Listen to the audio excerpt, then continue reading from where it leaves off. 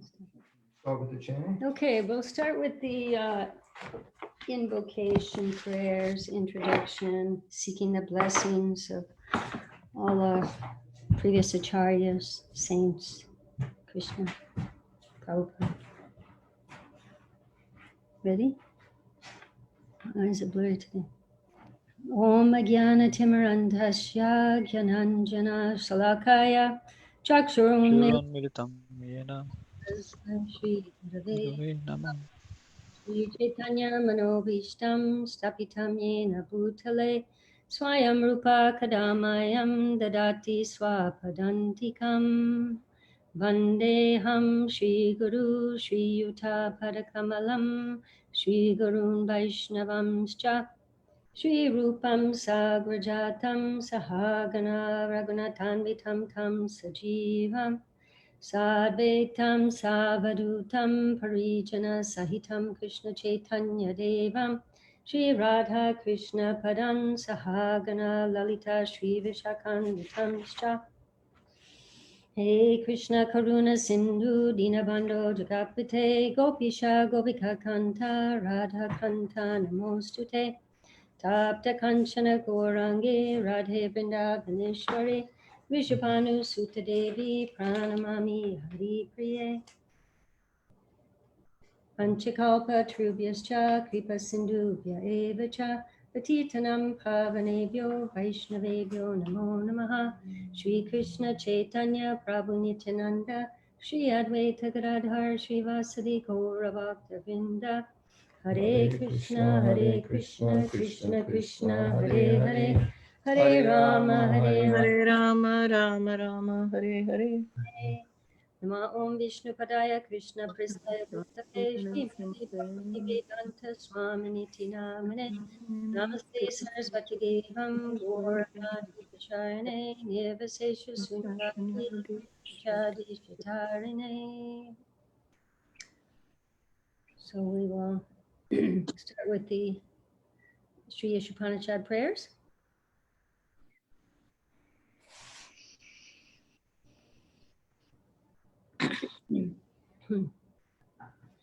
We can say them all together and then take turns reading the English.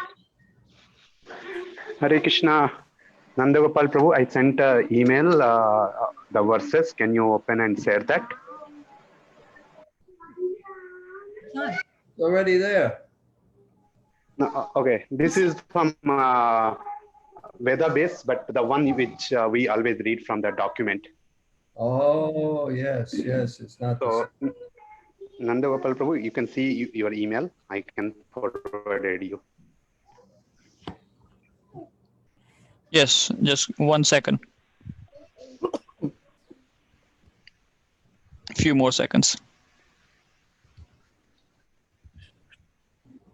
You need more?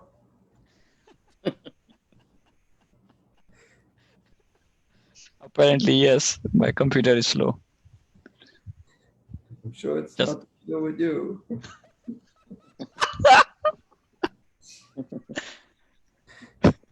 Well, you know me better.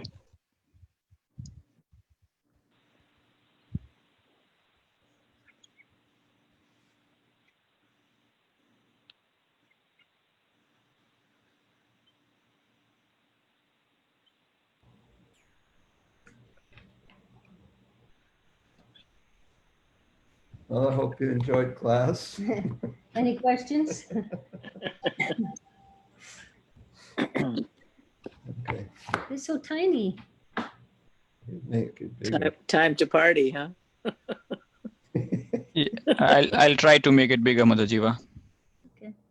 Yeah, My eyes are blurred. I can't that- see. That by putting two pages on one, that made it bigger. Should I get my magnifying glass?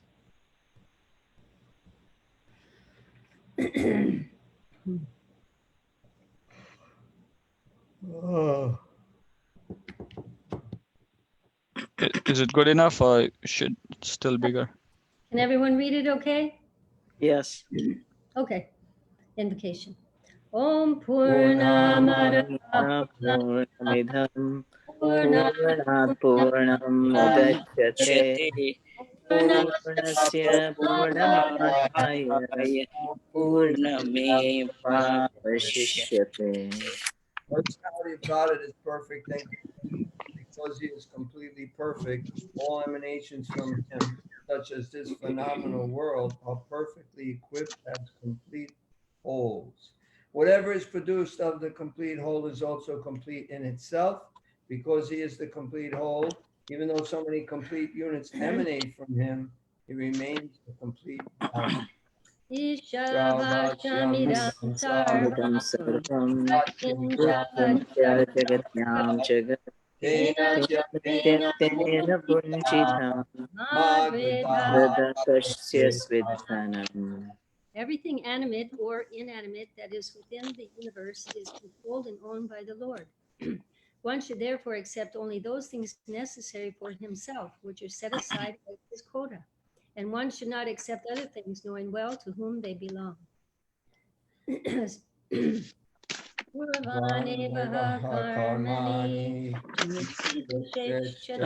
hasn't moved.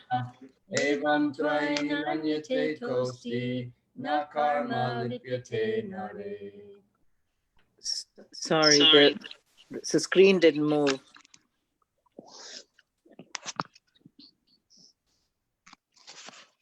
One may aspire to live for hundreds of years if he continuously goes on working in that way, for that sort of work will not bind him to the law of karma. There is no alternative to this way for man.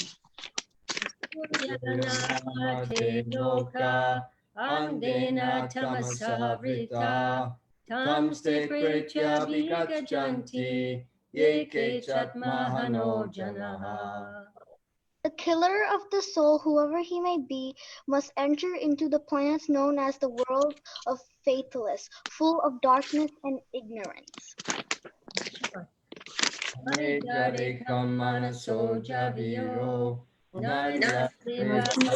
Numan Purvam Arsavatishtat Tasmin Apomati Rishvadabhati. Although fixed in his abode, the personality of Godhead is swifter than the mind and can overcome all others running. The powerful demigods cannot approach him. Although in one place he controls those who supply the air and rain, he surpasses all in excellence. Jati Tannayati Tantike Vatantanasya Sarvasya Sarvasya Bhaktaha. The Supreme Lord walks and does not walk. He's far away and he's very near as well. He's within everything and yet he's outside of everything. Yastu sarvani bhutani atmanyeva nupasyati sarvabhuteshu chatmanam tato navijigupsate. He who systematically sees everything in relation to the Supreme Lord, who sees all living entities as his parts and parcels, and who sees the Supreme Lord within everything, never hates anything or any being. Yasmin sarvani bhutani atmaiva bhuti janata tatra ko moha kashoka ekatvam anupashyata. Is there someone who hasn't read yet? One who always sees all living entities as spiritual sparks. The screen is not moving so well, we can't see the verses. One who always sees all living entities as spiritual sparks in quality, one with the Lord, become a true knower of things. What then can be illusion or anxiety for him? Such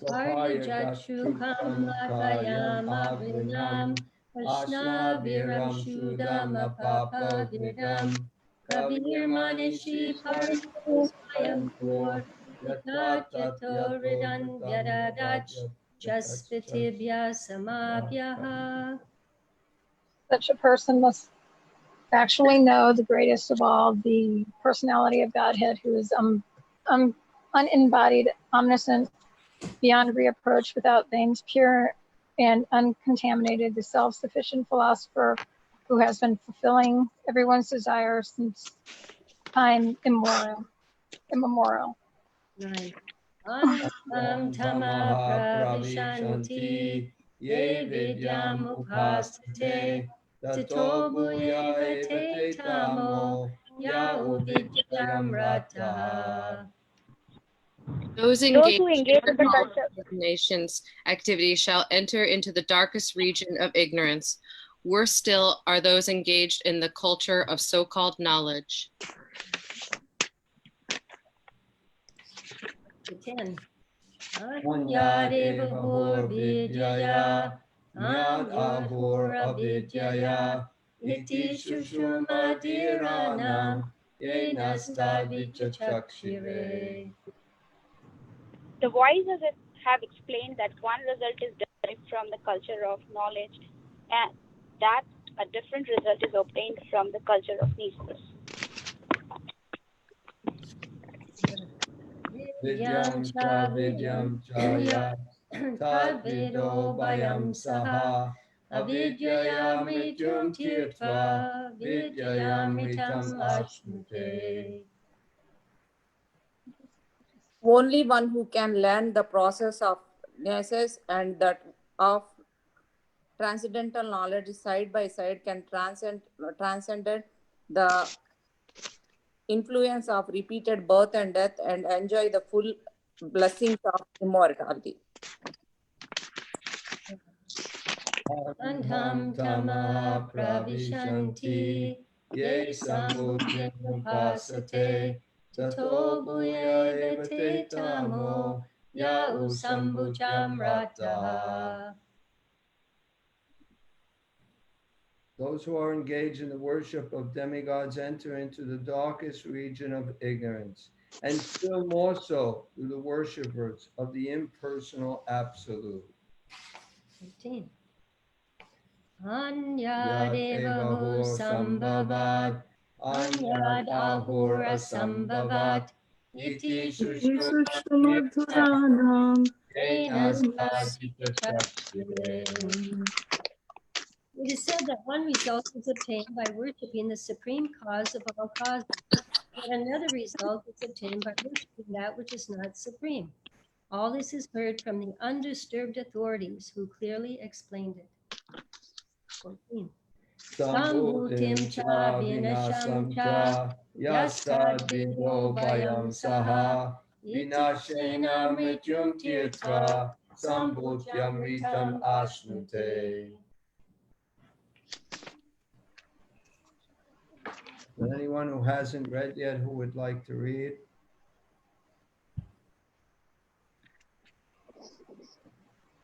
Well, someone who has read then should read. One should One should know perfectly the personality of Godhead Sri Krishna in his transcendental name, form, qualities, and pastimes, as well as temporary material creation with its temporary demigods, men and animals. When one knows these, he surpasses death and the ephemeral cosmic manifestation with it, and the eternal kingdom of God. He enjoys his eternal life of bliss and not, and in the eternal kingdom of God, he enjoys the eternal life of bliss and knowledge. Hiranmayena patrena satyasya pihitam mukham tatvam pushana pavrinu satya dharmaya drishtaye. O my Lord, sustainer of all that lives, your real face is covered by your dazzling effulgence. Kindly remove that covering and exhibit yourself to your pure devotee. 16. Ushane karshayama surya prajapatya vyuharasmin samuha tejo yate rupam kalyanatamam tate pashyami yosavaso purushasoham asmi. O my Lord, O primeval philosopher, maintainer of the universe, O regulating principle, destination of the pure devotees, well-wisher of the progenitors of mankind, please remove the effulgence of your transcendental rays so that I can see your form of bliss. You are the eternal supreme personality of Godhead, like unto the sun as am I. 17. Vayu anilam amritam atedam basmantam shariram Om krato smara kritam smara krito smara kritam smara. Let Let this this temporary body be burned to ashes, and let the air of life be merged with the totality of air. Now, O my Lord, please remember all my sacrifices, and because you are the ultimate beneficiary, please remember all that I have done for you.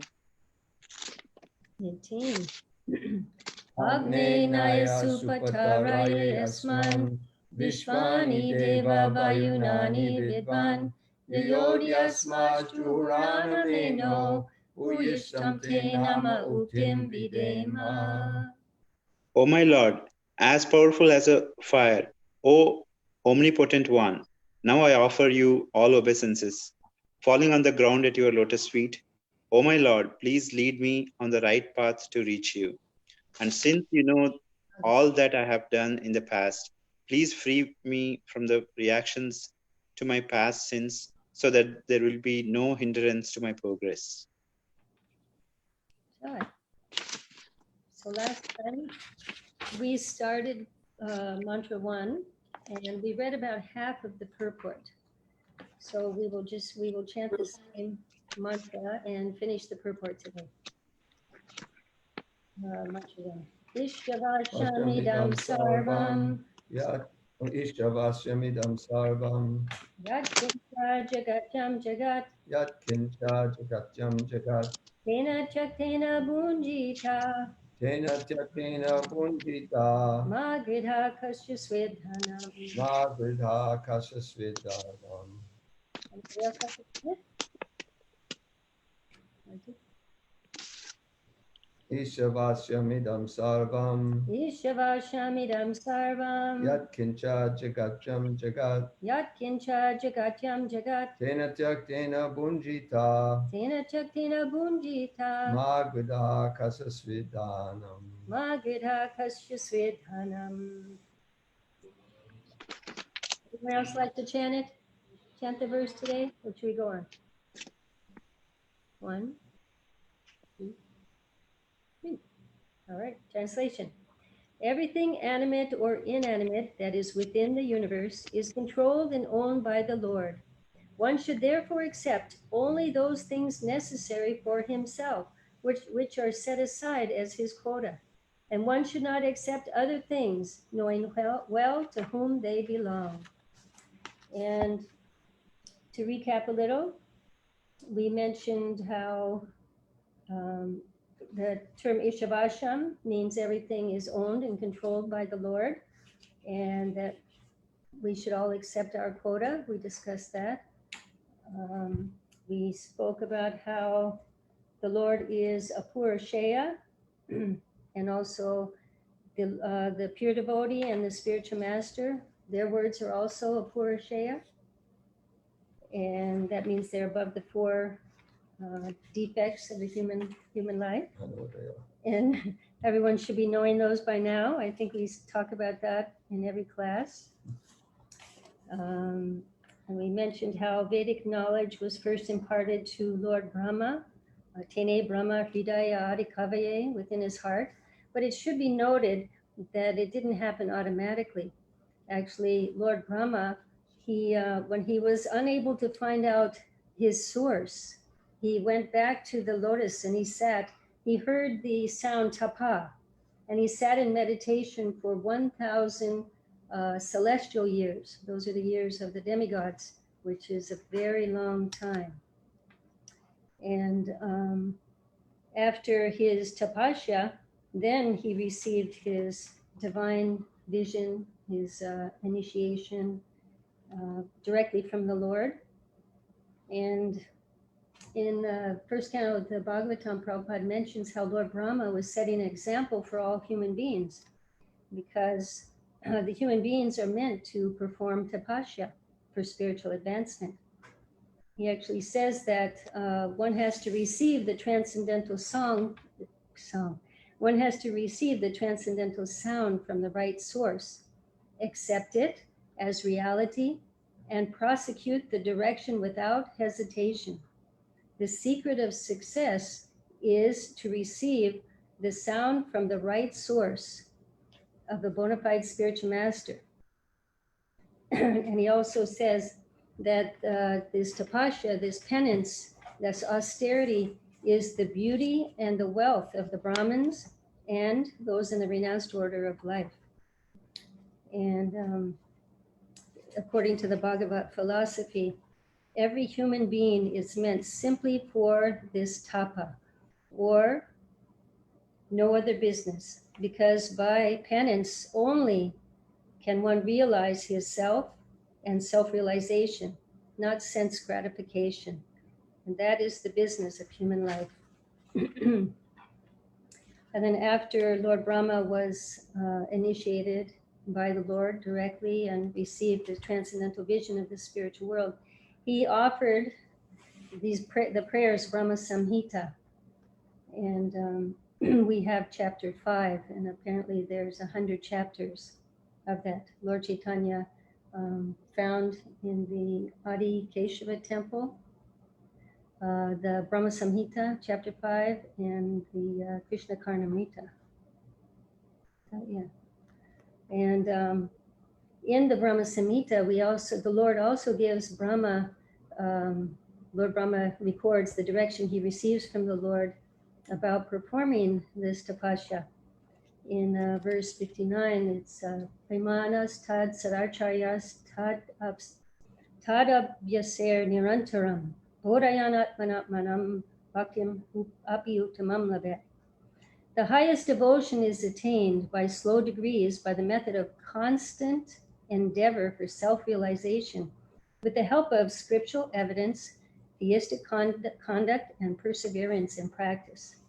And this sounds a lot like the instructions that the Lord gives to Arjuna in Bhagavad Gita also.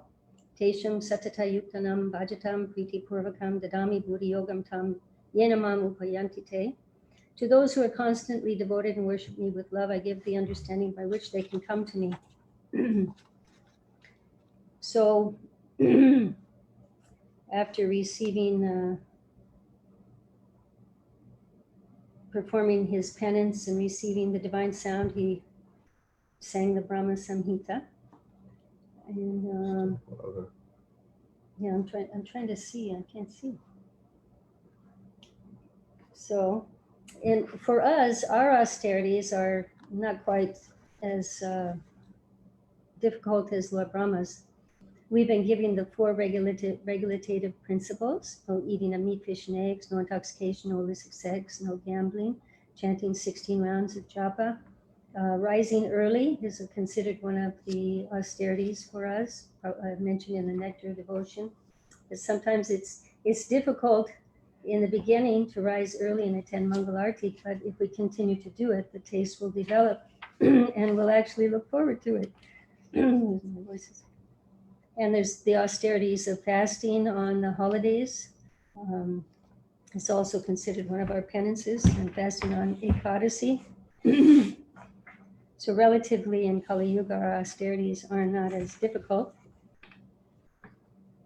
And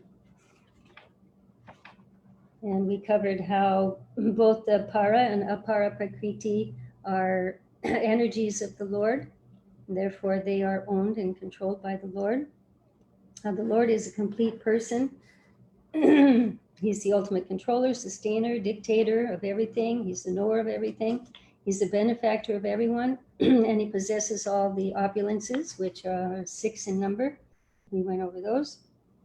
And we talked about how we should all accept our quota, that the cow gives milk, but she gives more than needed for the calf when she's in a happy disposition. And accepting our quota means living a simple life, simple living, high thinking, that which comes easily, that the Lord gives us, that which is not difficult to obtain. We don't over endeavor. And I think we left off where, yeah, right here, page 7. Do you have anything to say about the recap? What we covered? Do I have anything to say? Well, I just thought of one thing is from the Bible. There's something about there's different Christians say different things that you don't. It's not by works. It's by what faith is it, or faith and works. But the grace example, of God. what? Grace. Grace, by Grace of grace. Some Christians say it's not by works, it's by grace, and others say it's by works, not by, well, and then you get the grace. And basically, some say it's both, but we can see that it's both by works. He had to do this work. Brahma had to sit for 100 celestial years meditating, so he did his work, and then he got the grace. So you can't just, well, I just accept and that's it. Now I don't have to do anything. You have to show. You have to show your sincerity by your works. Another good example is Mother Yashoda.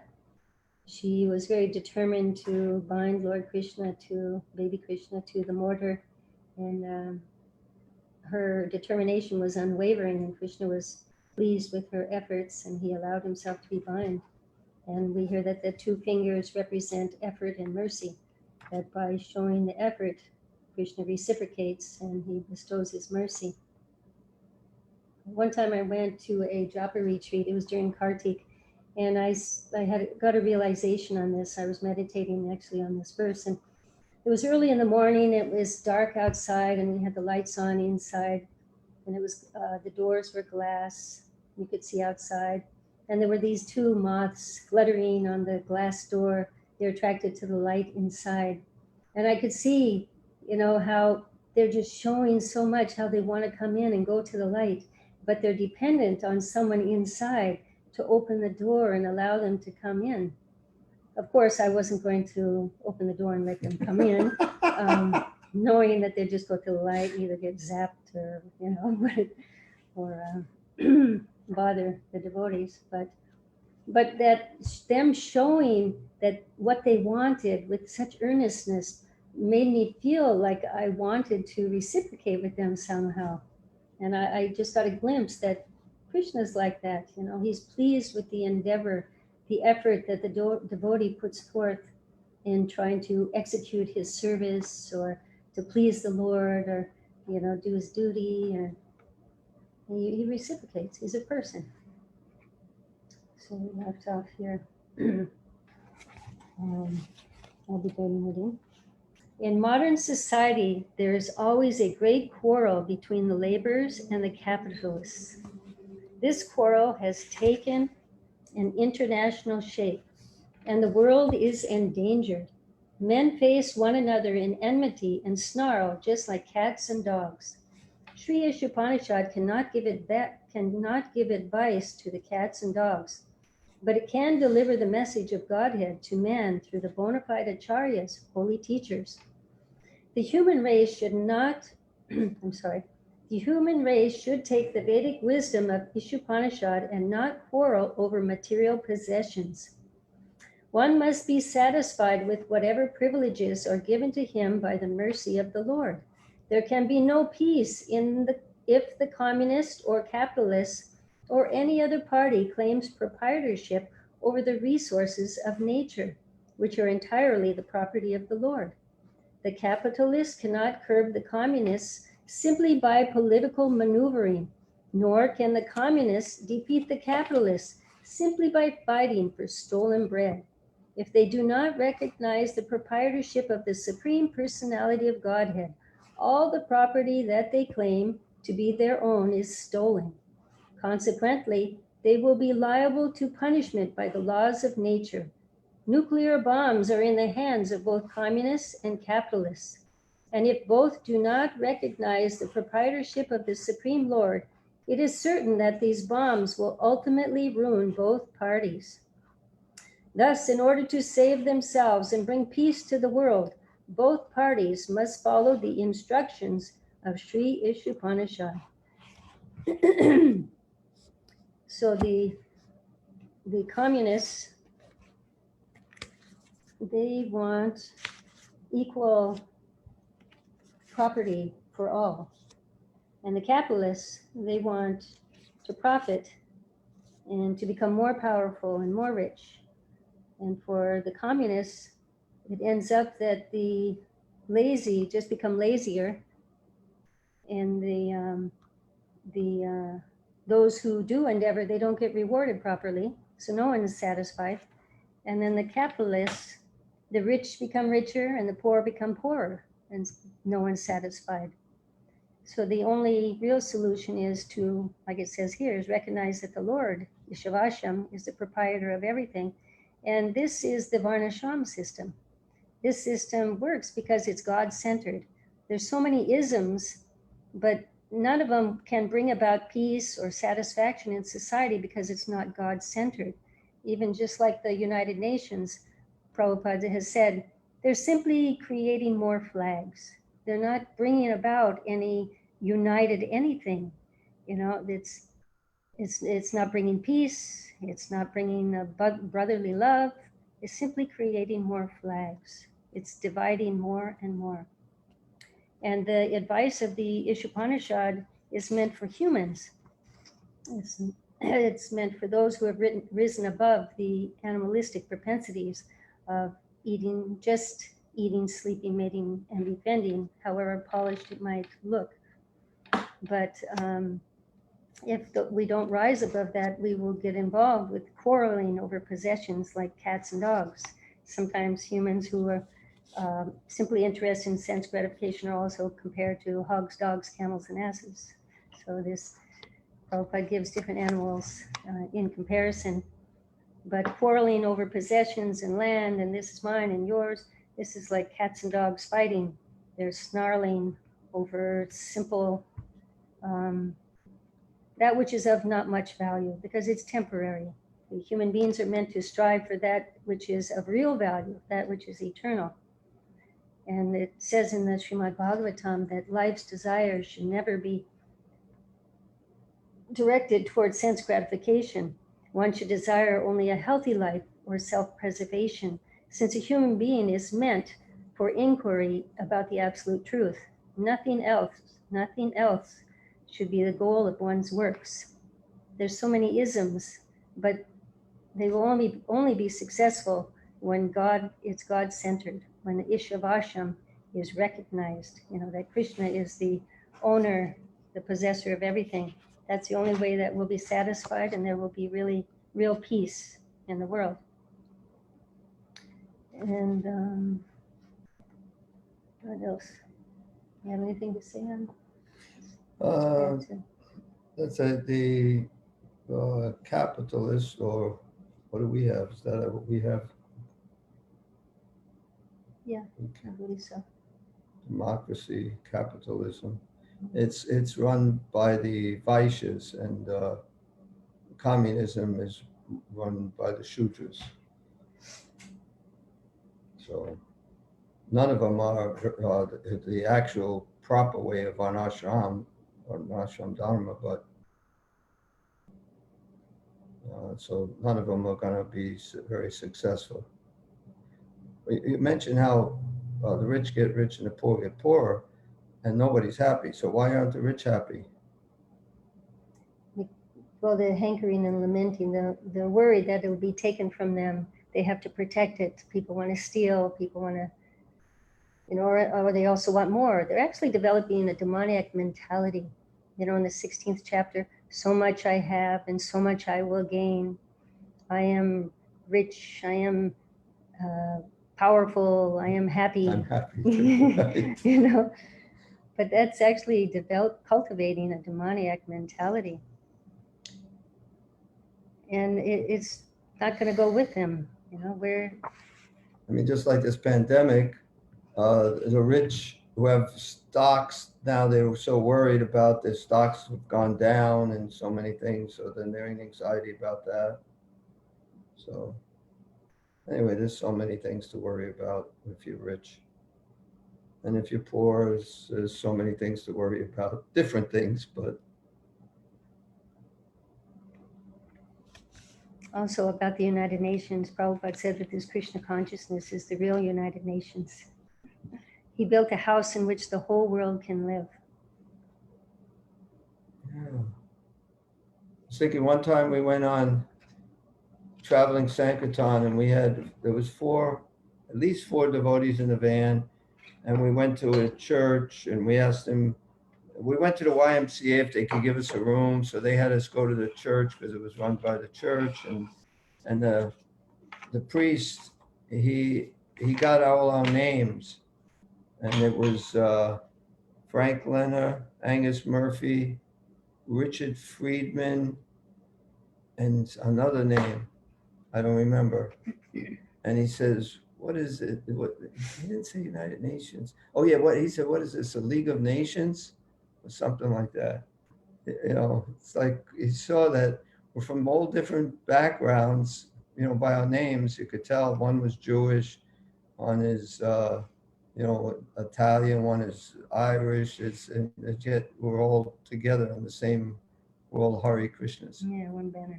Anyway, they gave us a room for free. We never paid for things, and we didn't steal it.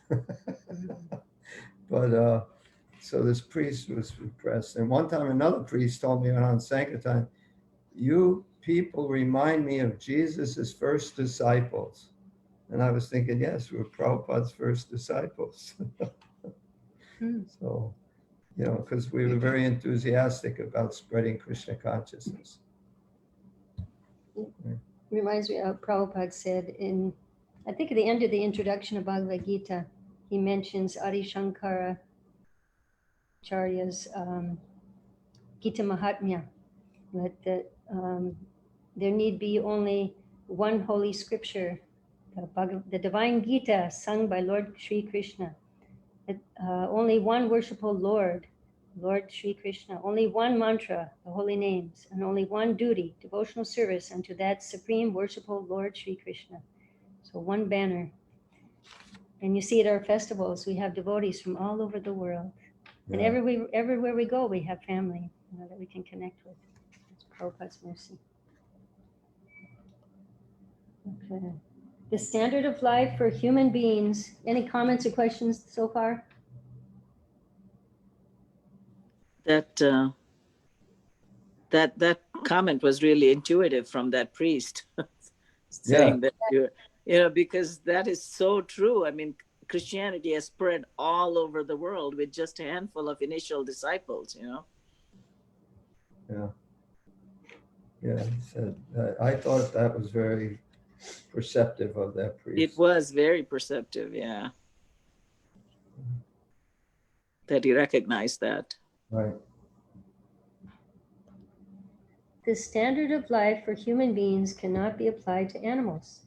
The tiger does not eat rice, wheat, or drink cow's milk because he has been given food in the shape of animal flesh. There are many animals and birds that are either vegetarian or carnivorous, but none of them transgress the laws of nature, as these laws have been ordained by the will of God. Animals, birds, reptiles, and other lower life forms strictly adhere to the laws of nature. Therefore, there is no question of sin for them, nor are the Vedic instructions meant for them. Human life alone is a life of responsibility. Yes, out of the 8,400,000 species of life, the human form, we have the opportunity to go up or down, and that means responsibility. Because if we don't live up to this responsibility, we risk the danger of falling down into lower species and going through this again and again and again. And he mentions how the animals do not incur any sin, any karma for eating flesh. And they naturally just follow the dictates of super soul, I guess, their instincts, and they eat, what their quota, what they're meant to eat. It's only when the human beings get involved and try to mess with, the laws of nature and try to feed the animals something that they're not naturally meant to eat, just like with cows. I believe they were fed cows, and they developed this mad cow disease as a result of that. It's like cannibalism. So if we can humans accept our quota and live a life of responsibility. Okay. It is wrong to consider that simply by becoming a vegetarian, one can avoid transgressing the laws of nature. Vegetables also have life. It is nature's law that one living being is meant to feed another. Jivo jivasya jivanam. Thus, one should not be proud of being a strict vegetarian. The point is to recognize the Supreme Lord. Animals do not have developed consciousness by which to recognize the Lord. But a human being is sufficiently intelligent to take lessons from Vedic literatures and thereby know how the laws of nature are working and derive profit out of such knowledge. If a man neglects the instructions of the Vedic literatures, his life becomes very risky. A human being is therefore required to recognize the authority of the Supreme Lord. He must be a devotee of the Lord, offer everything to the Lord's service, and partake only of the remnants of food offered to the Lord. This will enable him to discharge his duty properly. In Bhagavad Gita 9:26, the Lord directly states that he accepts vegetarian food from the hands of a pure devotee. Therefore, a human being should not only become a strict vegetarian, but should also become a devotee of the Lord and offer the Lord all his food. Then only should one partake of prasad, or mercy of God. A devotee who can act in this consciousness can properly discharge the duty of human life. Those who do not offer their food to the Lord actually eat sin and subject themselves to various types of distress, which are the results of sin. Bhagavad Gita 3:13. That's the devotees of the Lord are released from all types of sin because they offer food because they eat food which is offered first for sacrifice. Others who prepare food for personal sense enjoyment verily eat only sin. So it's good to be a vegetarian, but that's not the all in all. The point here is not to be a vegetarian or a non-vegetarian, but to eat food which is offered to Krishna, prasadam. And then the food is sanctified and we become purified by eating that food. But if Krishna directed us to eat something else, then we would accept something else. But Krishna is known as Govinda. He's the protector of the cows, the land, and the senses. So we don't eat cows. Animals have, it mentions that animals have developed consciousness. So plants not developed consciousness. Do not have developed consciousness. But plants also, it's sinful to, some people say, you killing plants. Yes, we are killing plants, but their consciousness is less developed. Their nervous system, they don't feel pain as much. And also some plants, you don't kill the plant when you take the fruits from it. Whereas animals, their nervous system is much more developed. They feel much more pain. And first and foremost, Krishna says to offer him patram pushpam phalam toyam yo me bhakta prayachati. Offer him a leaf, flower, fruit, or water that he will accept when it's offered with love. So, And devotion. And devotion.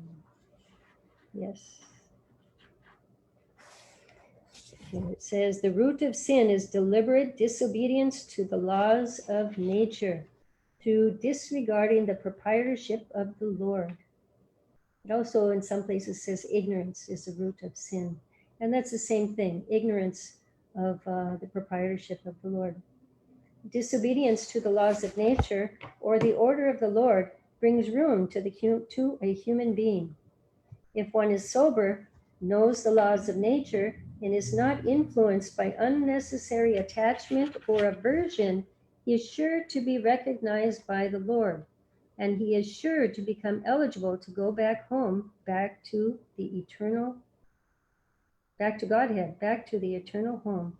That's what I can't read today. There's a verse in the Bhagavad Gita about not being attached or averse. That's Bhagavad Gita 2:64. Ragadvesha vimuktastu vishayanindrayas charan atma visher videvatma prasadama.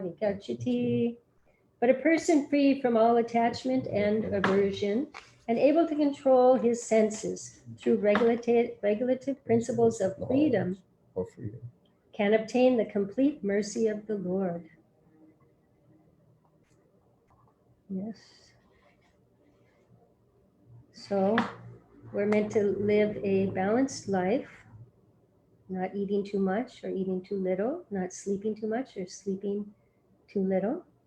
We're meant to be regulated and moderate in our habits of recreation. And we're not meant to be too attached or too repulsed by this world, but to simply live in it and accept our quota, what God has set aside for us, and work towards going back home, back to Godhead. We don't want to waste time. This life is very short. Govinda Das, in his Bhaja Hure Mana song, compares this life to a drop of water on a lotus petal. Kamala Dala Jala Jivana Talamala Bhaja Hu Haripada Niti Re. That this life is tottering like water on a lotus petal, that we should just worship the lotus feet of Lord Hari. And,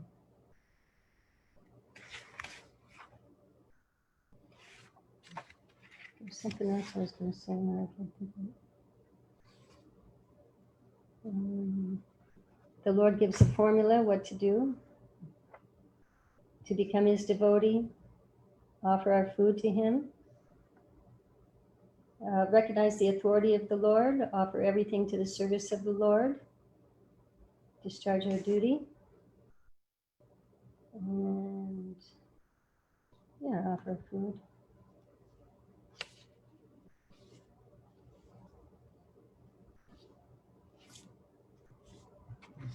Good question. Yeah. Any comments or questions? Sorry, I'm extremely tired today. I like that statement where the life is like a drop of water on a lotus leaf, that's tottering on a lotus petal that can drop anytime. Not just any leaf. The lotus has super hydrophobic qualities to it, where it doesn't get wet, So the water is even more tottering and easy to fall, I see. It's like, okay, so it's like slippery on it, you're saying. Yeah, like a waxy surface. Yeah, like wax surface, yeah. Kamala Jala Dala. Kamala Dala Jala. It's nice the examples that they give in the Vedas, just like the lotus leaf. You don't think about it, but it's a special kind of leaf that water falls off real easy. Very easily, yeah. It's like this, we can cross over this whole material world like the water in the footprints of a calf. Now, not even a cow, but a calf. They make it. Right. They give such different analogies like that. I know, but we don't understand it to the degree that they explain it, I mean. It takes years, and then we finally realize what that meant. It's like the love, like the love in the material world, closest thing to pure love is the love, the mother for the child, different than the father. Even the father's love is not as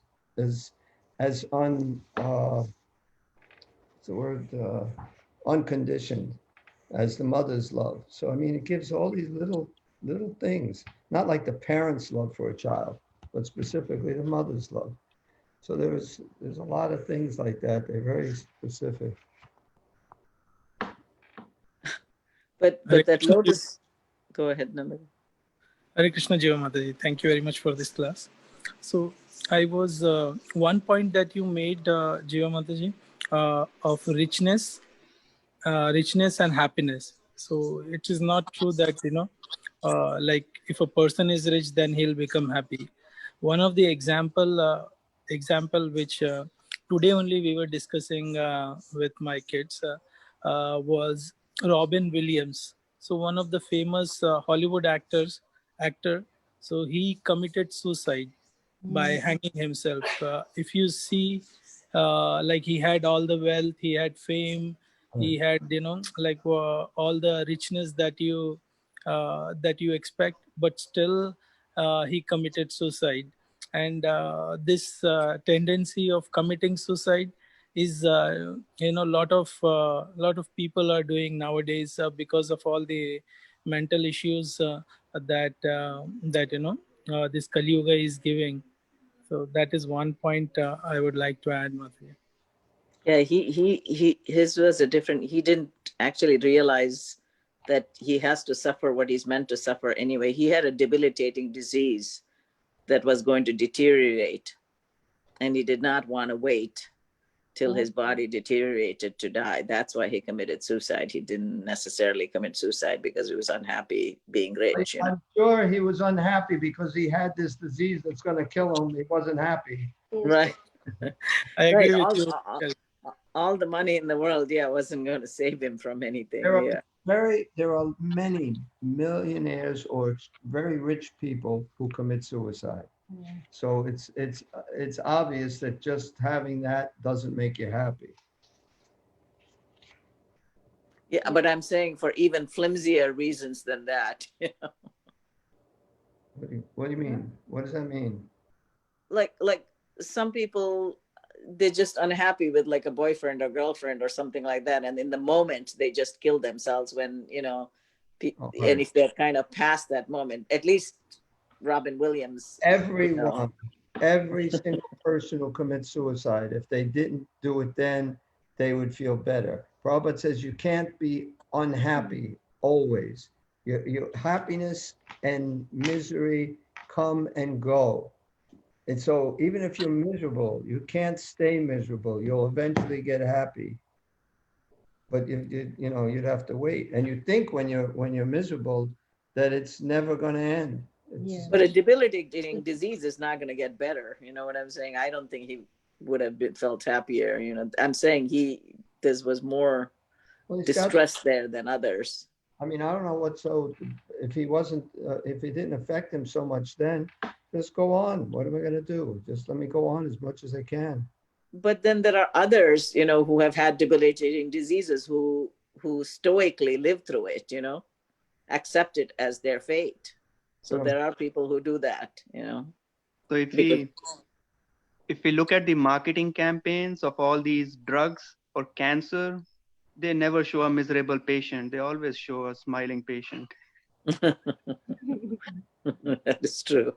Yeah, so we're all wrong. I have another question, may not be as related. So it is said that plants have life too. Right. And then we see like lawn care, where we're trimming the shrubs to make bushes to make them look beautiful. Is that wrong? In a way, like we cutting their limbs, even though they don't have as much consciousness. And for beauty, it's not even for like Krishna or offering to Krishna, it's to make them look beautiful, or make the house look beautiful.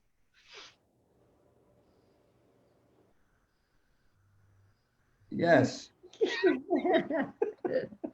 Okay. Sometimes, I don't know, they say that like pruning trees makes them healthier. Yeah. And grass, you're not killing the grass, you're just cutting it. The consciousness isn't so developed. Right. I mean, there's a difference between cutting your hair and cutting any other part of your body type of thing. Yeah. And your nails, you could cut your nails. Exactly, nails and hair. So pruning is kind of like that, is what I see. Although obviously we're told not to prune, like tulsi and things like that. Tulsi, you don't prune. Yeah. It's like spa for the plant, nail cutting and hair trimming. Proper way to take care of plants, cutting nails and cutting hair. Mm. Yeah, I certainly wouldn't get very mental about keeping your garden nice or your lawn. You just do it. And as devotees, as non-devotees, as everyone, you commit so many sins just in existing. You can't help but commit sins. Prabhupada gave an example, just grinding spices. There's living entities you can squash, not big enough for you to see because you wouldn't grind up ants and stuff in your spices, but little tiny things that you can kill. So therefore, you chant Hare Krishna to counteract those sins that you commit in everyday life. You know, you know, you're walking, you know, you may step on an ant. And that's sinful. Even though you weren't conscious of it, it's still sinful. So chanting Hare Krishna counteracts also those sins. So, I mean, you have to do so many things. You can't live without committing some kind of sin. Just practically, it's not possible. And of course, cutting plants, then we offer the plants, you know, when we make prasadam, we offer them to Krishna, and the souls within those plants benefit by having their bodies offered to Krishna. You know, the carrots benefit that soul. So it's beneficial, but it is Jiva, Jiva, Sajivanam, that one living entity is food for another. So everyone has to eat other living entities. You have to eat something that's alive. You can't eat a computer and live. I mean, you could maybe if you ate other things too, but just try to survive on, you know, on metal or something. Yeah. So better than you killing your grass, better you get a cow and let the cow eat your grass. Yeah, just put a cow on your front lawn. I'm sure your town will be happy about that. When you get a farm, Pyari. Well, we're thinking about it. We called up about one, but someone already put a deposit on it. But it wasn't that good anyway after I found out about it. It only had about 3 or 4 good acres. The rest were all big hills.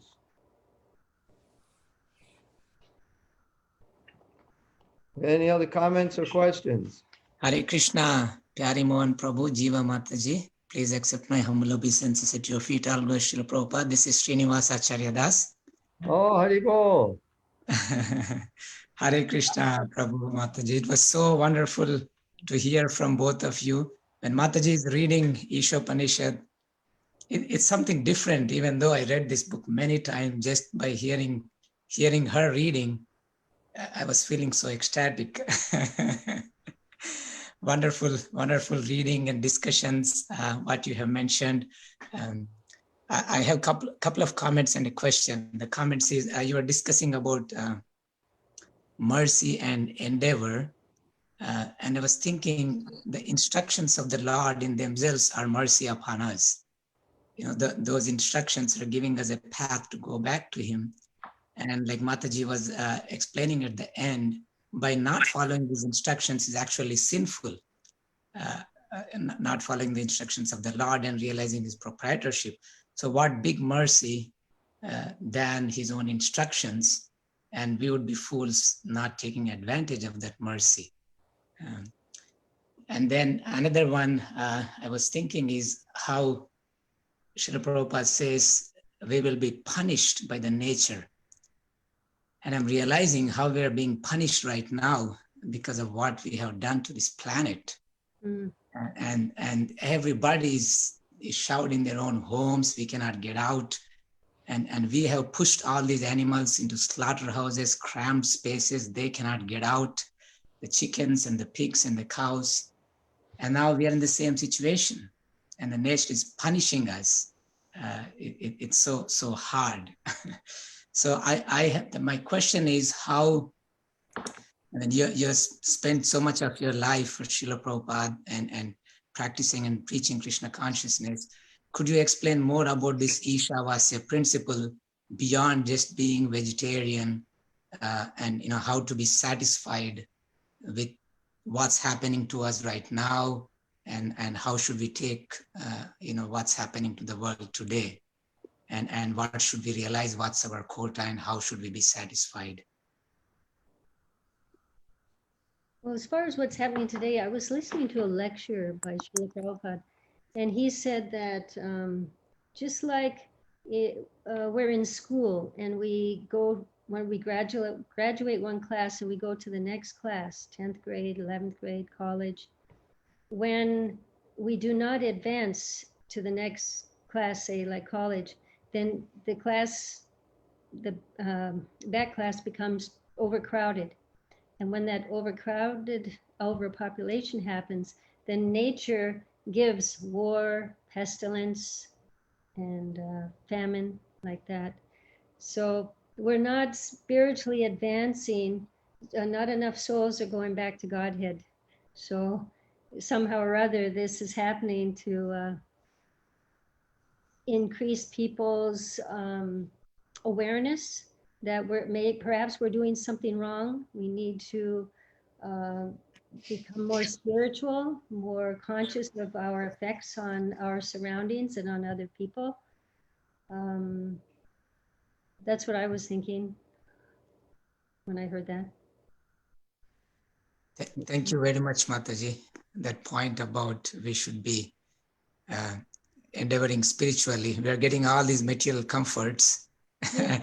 We're supposed to evolve. The evolution is supposed to be happening. It's not supposed to stop, from animals to humans and then just stay humans forever. We're meant to continue and go back to Godhead.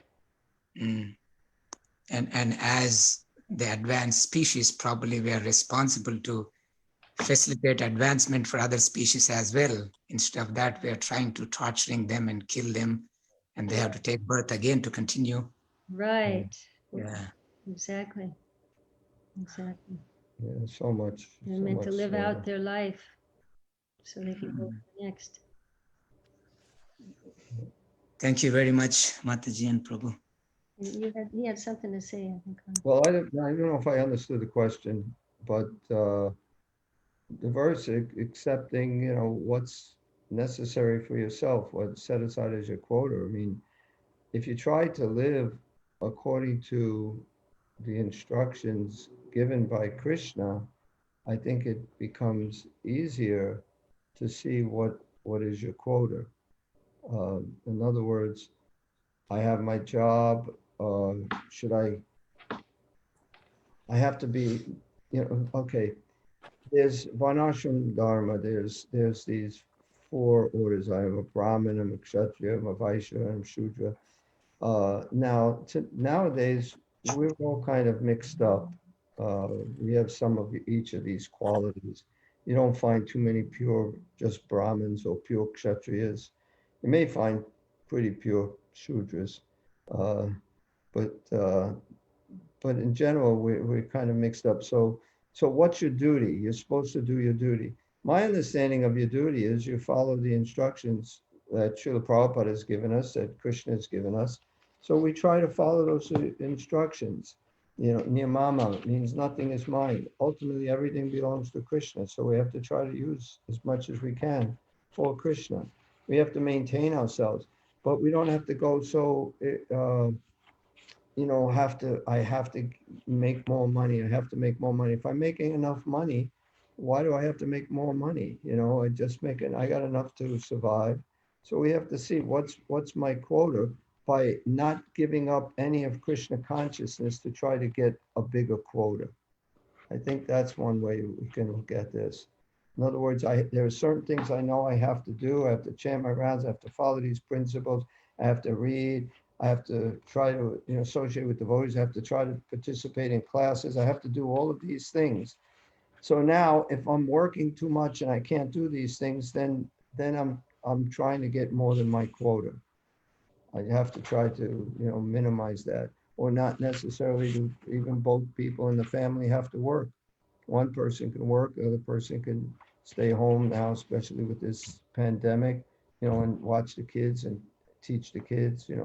There's different things that we can do, but I think you have to first understand what Prabhupada and Krishna want us to do, and that's your duty, and you have to somehow do that, and whatever else you can get as long as you're still doing all that, then that you can accept as your quota. That's just some kind of a practical way of looking at it. You can't let it interfere with your spiritual life. Trying to get a bigger quota. Yes, thank you very much, Prabhu. Very, very practical instructions. Thank you. I'd like to say, whoever's on the line here, Srinivasacharya is now just recently moved to New Haven. his daughter is attending Yale. Actually, is Yale opening their school there this year? Do you know? Yes, Prabhu. So they have the option of either coming on site or they can do online this semester. So they could do either one. Yes. Okay. And his daughter's going to graduate school at Yale. And is she 15? Yes, Prabhu, she's 15. So we're happy to, let's give him a big Hari Bol for joining our community here. Jai Hari Bol. Hari Bol. Thank you for another wonderful class. I have to drop, Jiva. See you. Oh, yes. Hare Krishna. Hare Krishna. Thank you. Okay, so I guess we can end here. Unless somebody else has another question that they think they should say. We're already over time. I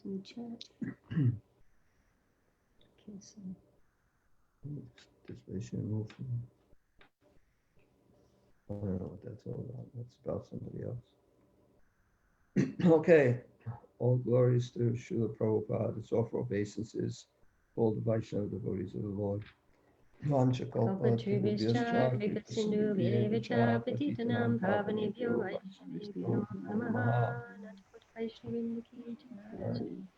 Thank you, Hare Krishna, Mataji. Thank you,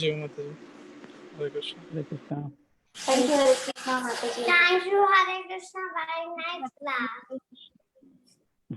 Hare Krishna. Hare Krishna. Hare Krishna.